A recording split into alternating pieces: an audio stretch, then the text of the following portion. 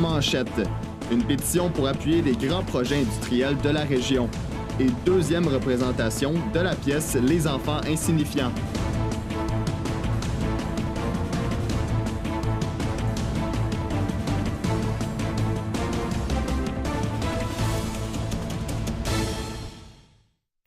Bonsoir, Mesdames, Messieurs, et bienvenue à ce web journal du mercredi 6 février 2019.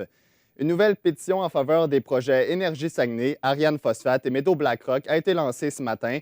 L'instigateur Pierre Charbonneau espère atteindre un nombre considérable de signatures dans un délai raisonnable, lui qui avait recueilli plus de 8000 signatures avec la pétition « Oui au projet Vaudreuil 2022 ». Un reportage de Guillaume Pelletier. À terme, la pétition sera remise en copie conforme aux dirigeants des trois projets qui sont en l'occurrence Énergie Saguenay, incluant le gazoduc, Ariane Phosphate et Métaux Blackrock. Celui qui est auxiliaire d'enseignement au département des sciences appliquées de l'UQAC estime que la région ne peut se permettre de dire non à de nouveaux projets créateurs d'emplois de plus de 16 milliards de dollars. Dans nos membres qui veut que l'environnement soit mis de côté pour la construction de projets. L'industrie de la construction était bien représentée lors de la conférence de presse.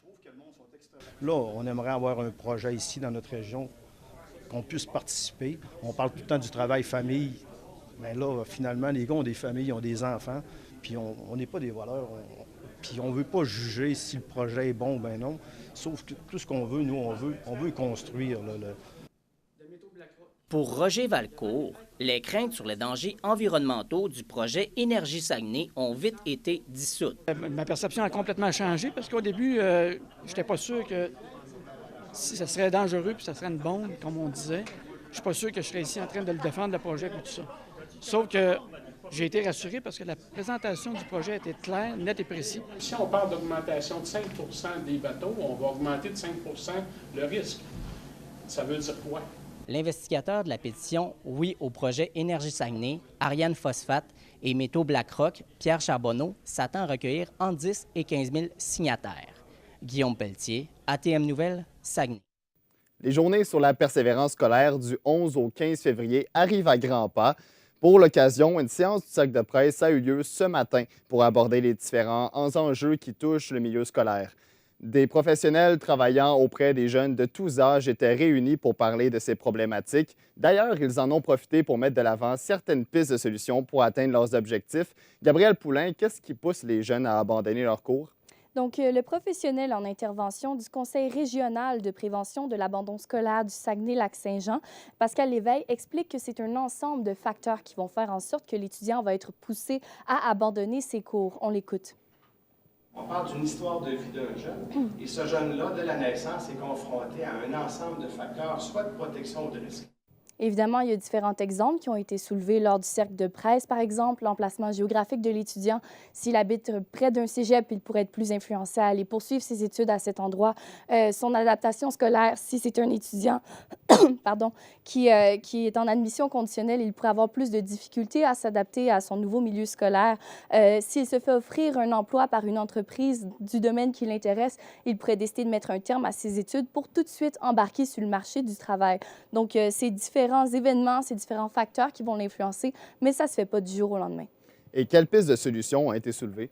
La directrice adjointe au service des programmes et du développement pédagogique du Cégep de Chicoutimi, Lynn Chouinard, propose 3 pistes de solutions, en fait.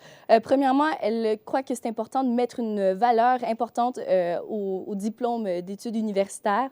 Ensuite, elle propose un mariage entre entreprises et écoles, par exemple des programmes coop, des stages ou tout simplement le parrainage d'une entreprise pour un étudiant pour l'aider à financer ses études, pour lui offrir un emploi pendant la période estivale. Finalement, elle suggère de mettre le sujet à l'ordre du jour parce que ce n'est pas un sujet nouveau, sauf qu'on est dans un contexte nouveau, donc c'est quand même d'actualité. D'ailleurs, le psychologue et directeur d'École Action, Louis Legault, souligne que c'est important d'avoir une approche adaptée à l'étudiant, et ce, dès son plus jeune âge. On l'écoute. Quand on arrive au secondaire, là, l'enjeu est de s'adapter à un paquet de monde. Mais si tu n'es pas structuré, si tu n'es pas planifié, si tu n'es pas organisé, tu es déjà piégé. Donc, ce ne sont pas tous les jeunes qui ont de la facilité à s'épanouir dans un milieu scolaire régulier. Donc, c'est important de leur accorder une attention particulière. Et Gabrielle, rappelez-nous quelles sont les dates des journées sur la persévérance scolaire. Ce sera du 11 au 15 février 2019. Merci, Gabrielle. Les circonstances menant à l'attaque au couteau qui est survenue hier à une école primaire d'Alma seraient maintenant connues. Selon des jeunes qui ont assisté à la scène, les mots « je la tue » ou « je ne la tue pas » auraient été prononcés par le jeune garçon qui a commis l'attaque, selon ce que rapporte TVA Nouvelles. Des mesures ont été mises en place à l'école Saint-Pierre pour soutenir les enfants à la suite du triste événement, notamment par l'entremise d'une équipe de 9 spécialistes.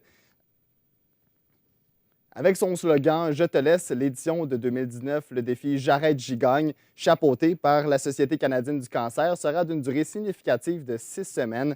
Le défi a débuté hier et notre journaliste Vanessa Primo s'est entretenue avec l'agente au service à la communauté et à la Société canadienne du cancer, Jessica Lavoie, pour en discuter. Bonjour, Jessica Lavoie. Allô? Pouvez-vous me parler du défi J'arrête, j'y gagne? Oui, certainement. En fait, le défi J'arrête, j'y gagne a commencé cette semaine, donc il a commencé lundi. C'est un défi de 6 semaines pour aider les gens à cesser de fumer. On est à notre 20e édition déjà. Il y a plus de 450 000 personnes qui se sont inscrites depuis le début du défi J'arrête, j'y gagne. Donc, c'est vraiment un défi justement pour aider les gens, pour les soutenir dans leur arrêt tabagique. C'est un défi de 6 semaines. Pourquoi 6 semaines? C'est parce qu'on sait que cesser de fumer pendant 6 semaines, ça augmente de 6 fois les chances d'arrêter complètement par après. OK. Puis c'est quoi les ressources précisément que vous offrez aux fumeurs? En fait, le défi offre beaucoup de soutien aux fumeurs, donc beaucoup d'outils, que ce soit des courriels d'encouragement, par exemple, que les participants reçoivent. Ça peut être aussi la communauté Facebook. Donc, la page Facebook du défi a vraiment une immense communauté de gens qui veulent cesser de fumer, donc qui peuvent partager leurs trucs. Il y a aussi du soutien qui est offert, point de vue gestion du stress, point de vue alimentation aussi.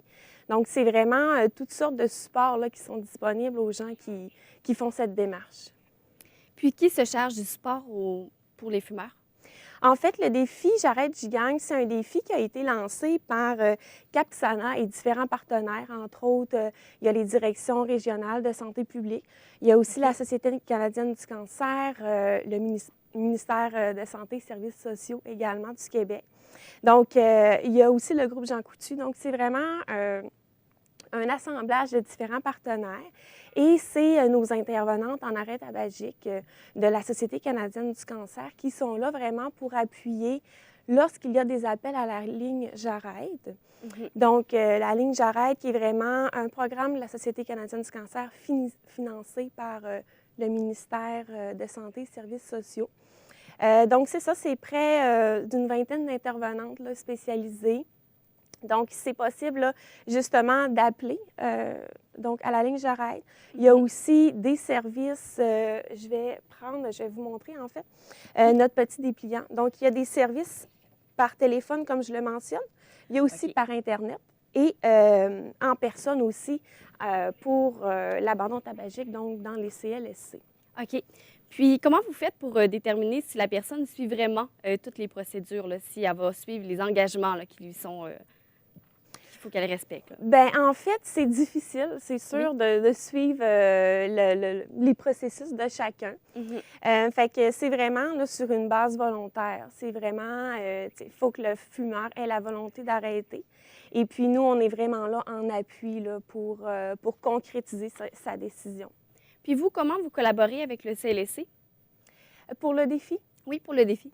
En fait, pour le défi, c'est vraiment ça. C'est vraiment sur une base volontaire du participant qui désire obtenir de l'aide face à face, si on peut dire.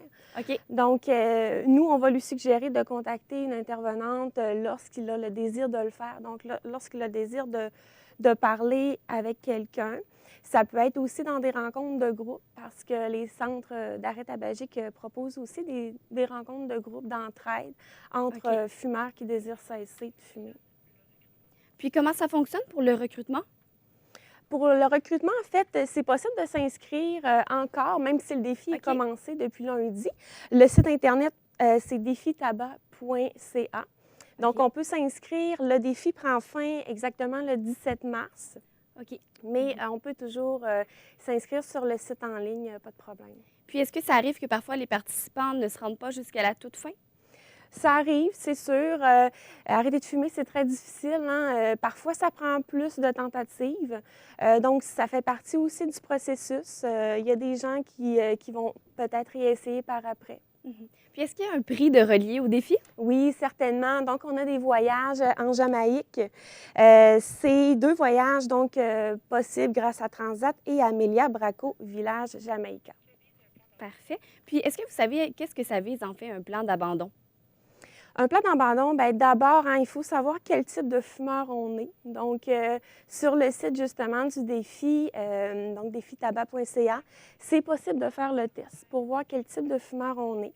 Par après, bien, c'est sûr qu'il faut envisager un objectif qui est réaliste. Donc, c'est toutes des étapes qui vont se faire dans l'abandon du tabac et par après, bien, on peut voir les actions qui peuvent être posées. Il faut savoir aussi à quoi s'attendre, hein, parce qu'on sait que le sevrage du tabac, c'est difficile pour plusieurs. Donc, c'est vraiment d'être au courant de tout ça, de faire une prise de conscience, puis justement de savoir bien, vers quoi on se dirige. Parfait. Puis, en quoi la Société canadienne du cancer est active dans ce projet-là? Pourquoi vous avez décidé de vous impliquer là-dedans? En fait, le défi est par Capsana, est fait par Capsana. Par contre, la ligne J'arrête, c'est justement un programme de la Société canadienne du cancer. Donc, c'est vraiment sous cet aspect-là qu'on est partenaire. Donc, la ligne J'arrête, hein, je le mentionne, tout à l'heure, je vous ai parlé des 3 services, donc par téléphone, en ligne et en personne. Je veux juste le mentionner que ces services-là sont offerts toute l'année. Donc, ce n'est pas seulement le temps du défi.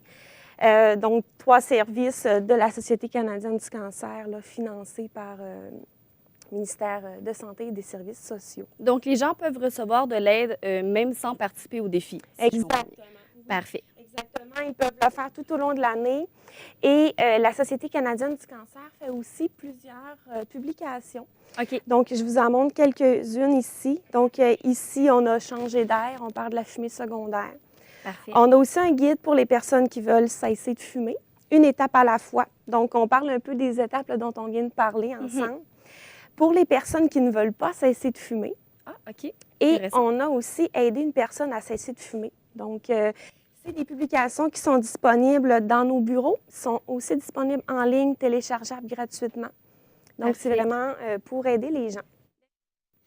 Le travail de l'entrepreneur en charge du déneigement de la route 175 entre Saguenay et l'Étape sera analysé par le ministère des Transports du Québec. Cette réaction du ministère vient à la suite de l'accident impliquant un camion jeudi dernier dans ce secteur de la route où le manque de déneigement pourrait être mis en cause. Il s'agissait de la 5e situation qui mène à la fermeture de la route depuis un mois.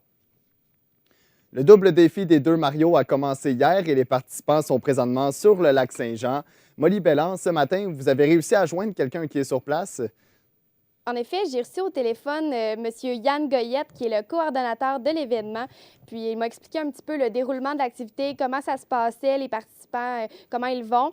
Puis, quand je lui ai parlé ce matin, ils étaient à 11 km de l'arrêt au village de glace à Roberval, qui sera leur campement pour ce soir. Puis, il m'a dit que c'était pas vraiment beau hier. Donc, on peut l'écouter, lui qui était en direct du lac Saint-Jean. On a eu une journée avec un white-out un peu qu'on appelle, où est-ce que le vent et puis la neige fait qu'on voit rien. Là, on est comme dans un immense nuage blanc. Tout le monde a bien mangé, tout le monde a bien dormi. Et puis là, on est reparti en déplacement pour le prochain campement. Et Molly, combien sont-ils à faire le défi? Pour la première traversée qui a commencé hier jusqu'à demain, ils sont 60 personnes en tout, dont 35 participants et 25 bénévoles qui assurent le bon déroulement de l'événement. Puis le retour en fait de Roberval à Pointe-Taillon, ils seront 44, dont 25 bénévoles encore. La particularité qui a été ajoutée cette année, c'est que Rio Tinto a formé un groupe privé qui s'est joint à l'événement. Donc, ils feront le retour. Et est-ce que nous savons présentement combien d'argent a été amassé? Non, pas pour le moment. On n'a pas mis le doigt sur un chiffre fixé. Par contre, on peut entendre une bonne nouvelle de la bouche du coordonnateur.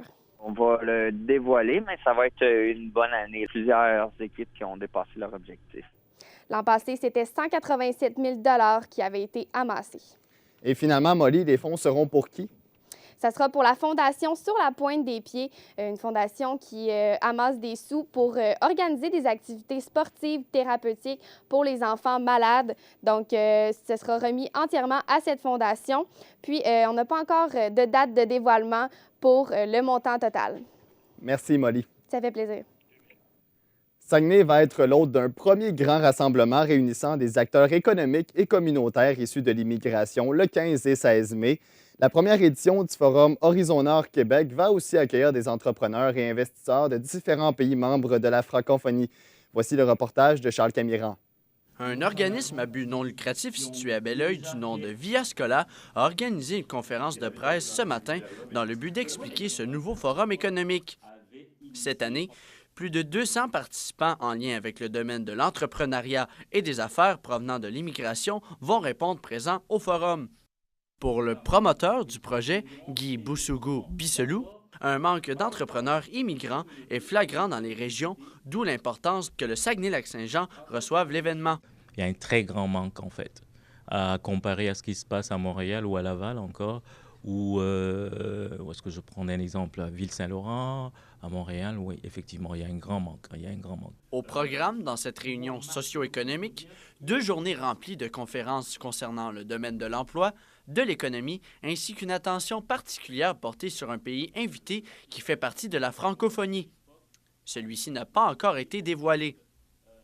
Via Scola a eu le droit à un partenaire majeur pour la création de ce rassemblement, soit l'aide de Promotion Saguenay. Ils sont vraiment bien accompagnés tout au long. C'est une de leurs forces, ça, Promotion Saguenay, pour vraiment aider tout le monde qui veut venir s'installer ou qui veut venir faire des congrès ici, peu importe le domaine.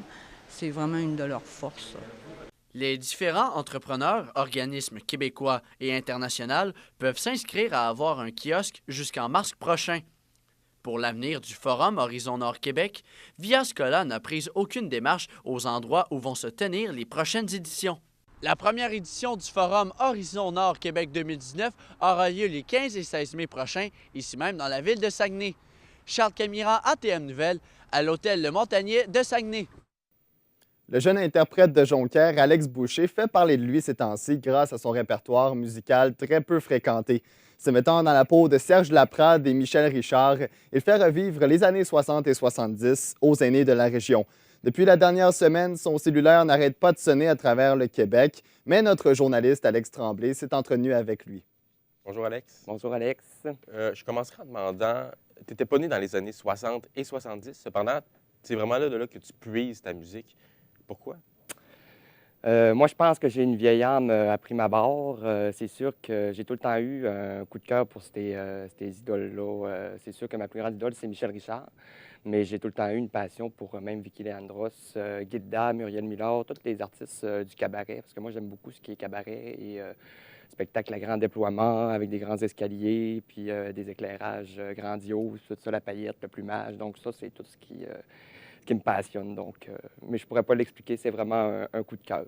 Mais tu parles justement, tu as une vieille âme, tu trouves que tu es vraiment passionné par ces époques-là. Trouves-tu un peu que tu es né dans la mauvaise époque? Oui, évidemment que oui, mais je me suis consolé en me disant qu'il n'arrive jamais rien pour rien dans la vie. Donc, si je suis ici aujourd'hui, je pense que c'est pour faire revivre ces années-là, mais en y ajoutant une touche de jeunesse quand même.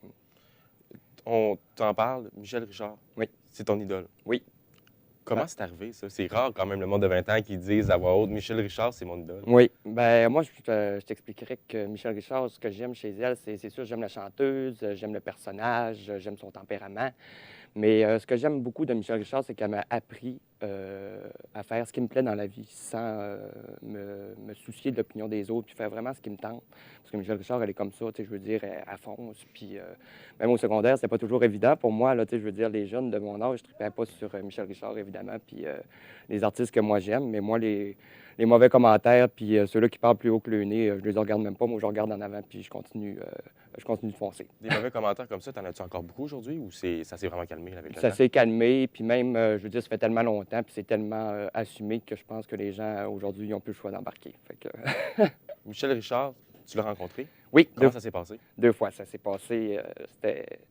C'était sur mesure. Écoute, elle était vraiment super gentille parce qu'on avait correspondu quelques fois, elle et moi, par courrier. parce qu'elle n'est pas très technologie. Mais c'est ça, on avait correspondu ensemble, puis très gentille, Michel, puis elle m'a reconnu même. Elle m'a dit « Ah, c'est toi, Alex », parce que tu sais, c'est sûr que des fans de 20 ans ne pas aposter. Mais elle était très contente, elle m'a reconnu. Puis même l'autre fois d'après, elle m'a replacé, puis tout ça, parce que moi, je mets tout le temps des costumes pour qu'ils me remarquent, puis elle m'avait reconnu. Justement, tu parles de ton image en ce moment. Oui. C'est vraiment important pour toi dans des spectacles. Ah, très, très, très important. Très important parce que je pense que dans ce métier-là, c'est important d'être bien soigné quand même. C'est sûr que la paillette, c'est du bonus, là, puis le plumage et tout ça, là, mais moi, c'est parce que j'aime vraiment ça. Là, c'est ce qui me passionne. Mais l'image est très, très, très important, même pour les entrevues, puis tout ça, il faut que je sois bien impeccable, puis bien coiffé, bien maquillé. Il faut que tout soit parfait et bien en place. Des garden parties. Oui. C'est quoi ça? Garden Party, c'est une émission avec Michel Richard et Serge Laprade qui a été très populaire en 1988. Puis même 30 ans plus tard, on en parle encore aujourd'hui parce que ça avait comme fini en mauvais termes avec Michel et Serge. Mais aujourd'hui, ils sont réconciliés. Puis même 30 ans plus tard, on en parle encore. Puis moi, je trouvais ça le fun, l'émission Garden Party, parce que c'était une émission estivale. Puis Michel Richard et Serge Laprade changeaient de costumes à tous les soirs. Fait que c'était des costumes plus extravagants les uns que les autres. Et il y avait tout le temps une chanson d'ouverture et de fermeture à chaque émission. Puis ça, ben, je trouvais ça le fun de l'ajouter à mes rétro-parties. Donc, puis les gens s'en souviennent aussi, évidemment. Donc, ça leur rappelle des bons souvenirs aussi. Puis je trouve que ça fitait bien dans mes rétro-parties. Mis à part Michel Richard, est-ce que tu as d'autres influences dans les années 60-70? Oui, j'ai Gilda, évidemment, Patsy Galland, Muriel Millard, comme je disais tantôt, les artistes du cabaret, là, c'est vraiment ces artistes-là ceux-là qui ont le sens du spectacle aussi, qui ont des grandes prestances, tout ça, j'adore ça. Mais là, le cabaret, tous ces artistes-là, comment est-ce que tu as découvert ça quand tu étais jeune? C'est-tu tes parents? C'est-tu tes grands-parents? Internet, la télévision? Internet. C'est sûr, c'est Internet parce que j'ai pu aller voir des images sur YouTube puis tout ça. J'ai vu plein d'affaires. C'est sûr qu'en lisant la biographie à Michel Richard aussi, quand je l'ai connu, parce que moi, je l'ai connu en 2011, puis sa biographie est sortie la même année. Donc, moi, j'ai tout appris. C'est là que j'ai connu Garden Party aussi. Et j'ai pu voir même des extraits grâce à des contacts que je me suis fait qui avaient des émissions d'enregistrer. Puis, c'est comme ça. Tu vas chanter dans des résidences de personnes âgées. Oui. Comment ça a débuté tout ça? Ça a débuté avec ma professeure de chant, Cynthia Harvey, qui me dit « Écoute, Alex, elle dit, moi, je me fais souvent demander de chanter dans les résidences. Elle dit, mais elle dit, moi, elle dit, des fois, j'ai moins de temps, puis tout ça. Puis elle dit, mais toi... Puis elle dit, aussi, c'était pas son intérêt premier. Tu sais, je veux dire, elle ne chante pas nécessairement des chansons de ces époques-là. Puis moi, ben, elle savait que je chantais ça. Donc, elle s'est dit, Alex, elle dit, c'est un public sur mesure pour toi. Puis elle dit, moi, je te verrai là-dedans. Puis elle dit, écoute, elle dit, il y a de quoi faire avec ça, là, si ça t'intéresse. Puis moi, ben, je l'avais déjà fait 1 ou 2 fois. Mais je n'avais jamais pensé faire ça à plein temps, là, comme ça. Mais j'ai dit, ben oui, ça me tente, c'est sûr. Donc, elle me référait à une de ses amies. Puis après ça, son amie me référait à d'autres résidences. Et de fil en aiguille, ça s'est fait. Tu sais, j'imagine que toi, ça t'apporte de l'expérience, mais est-ce que tu trouves que ça apporte de quoi aux personnes dans ces centres de personnes âgées-là? Évidemment. Je veux dire, avec tous les bons commentaires que j'ai après mes spectacles, c'est sûr que ça leur apporte quelque chose. Des fois, les gens me disent, écoute, tu me fais rajeunir de 50 ans, tu me fais revivre une belle époque de ma jeunesse. Je reçois des très, très bons commentaires. Fait que c'est sûr, je pense que...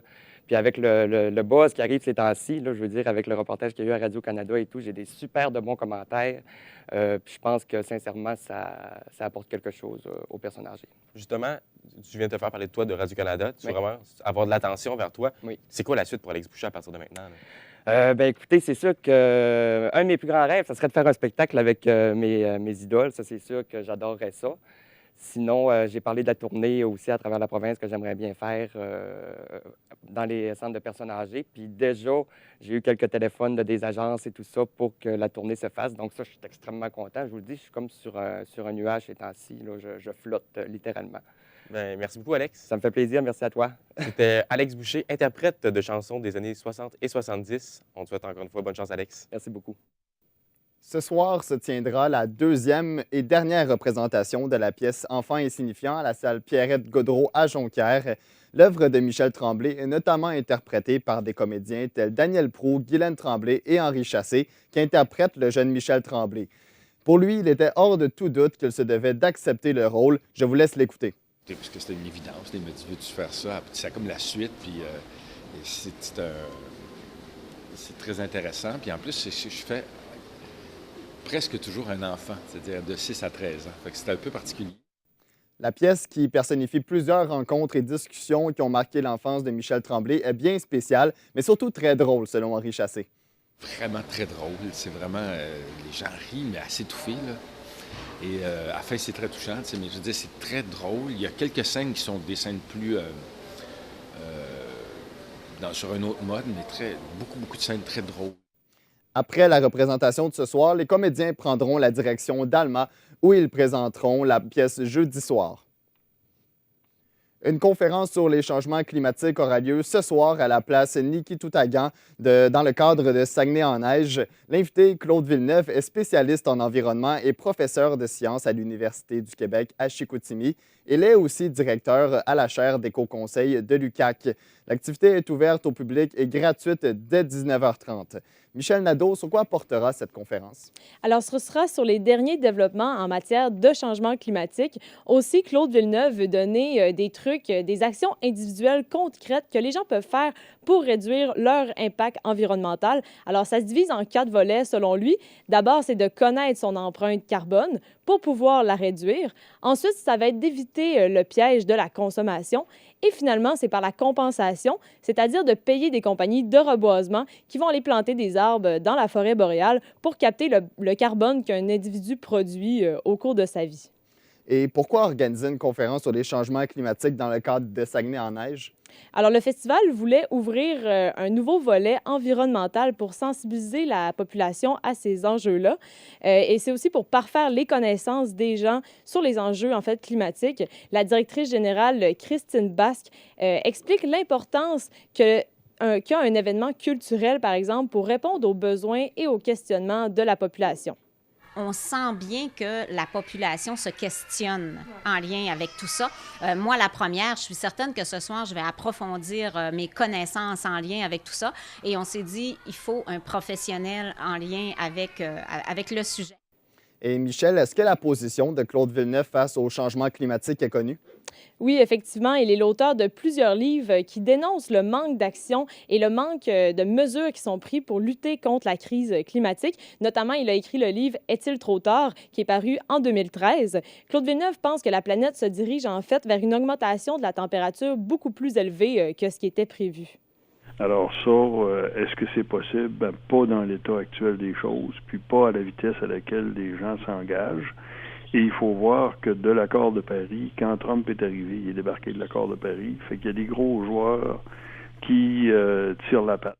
Il pense que tout ce qui est arrivé dans les 5 dernières années, en fait, ça représente le pire scénario qu'il avait exposé dans son livre. C'est pourquoi il pense qu'il est temps que les gens voient la réalité d'en face et que les gens se mettent en fait à poser des gestes concrets dès maintenant. Et Michel, les dérèglements climatiques peuvent avoir un impact direct sur les sculptures de Saguenay en neige, n'est-ce pas? Oui, des changements drastiques de température, c'est pas vraiment favorable pour le festival. En fait, c'est ça que la directrice générale souligne. L'idéal, c'est un hiver constant. Un festival comme le nôtre, on le dit, hein, c'est de l'art éphémère. Donc, on est très dépendant de la température et nos sculpteurs vont faire un meilleur travail vraiment dépendamment du climat qui va régner au moment où le concours a lieu. Par exemple, cette année, au début du festival, c'était moins 30 degrés Celsius au thermomètre et il annonce 5 degrés pour la fin du festival. Donc, on voit déjà les changements de température assez évidents. Et rappelez-nous quand et où aura lieu la conférence? Alors, c'est ce soir à 19h30 à la place Nikitoutagan à Jonquière. Merci, Michel. Ça m'a fait plaisir. Les Saguenayens de Chicoutimi reprennent l'action ce soir alors qu'ils seront de passage au Colisée financière Sun Life de Rimouski pour y affronter l'Océanique. La troupe de Yannick Jean tentera de venger sa défaite de 6-2 vendredi dernier face à l'équipe du Bas-Saint-Laurent qui, elle, a remporté ses 9 derniers matchs. Le défenseur des Saguenayens, Jérémy Diot, purgera d'ailleurs la première rencontre de suspension de 2 parties et Samuel Hood et Zachary Lavigne rateront également la rencontre de ce soir. Le hockeyeur Mathieu Lavoie est le seul représentant régional à remporter l'une des 29 bourses des Canadiens de Montréal et de la Fondation de l'athlète d'excellence qui récompense les performances sportives et académiques. Ces bourses sont distribuées annuellement à des jeunes joueurs et joueuses de partout à travers la province. Mathieu Lavoie, cette saison, est avec les élites de Jonquière dans la Ligue de hockey Midget 3 du Québec, mais il est présentement sur la liste des blessés. À la météo, Anne-Sophie, on peut s'attendre à de la neige et du froid pour les prochaines heures. Et oui, Gabriel, malheureusement, le froid continue. Il fait présentement moins 13 degrés Celsius à Saguenay. Pour ce soir et cette nuit, on prévoit quelques centimètres de neige et des températures entre moins 13 et moins 15 degrés Celsius, une température ressentie de moins 18 degrés Celsius. Au lac Saint-Jean, on prévoit de la neige ce soir, mais des nuages cette nuit. Il fera un peu plus froid avec des températures frôlant les moins 20 degrés Celsius. Demain matin, on sera accueillis avec des nuages au réveil et une température entre moins 13 et moins 15 degrés Celsius. Mais ne vous inquiétez pas, ça va se réchauffer pendant la journée. C'est ce qui complète ce web journal du mercredi 6 février. Merci d'avoir été des nôtres. Au revoir.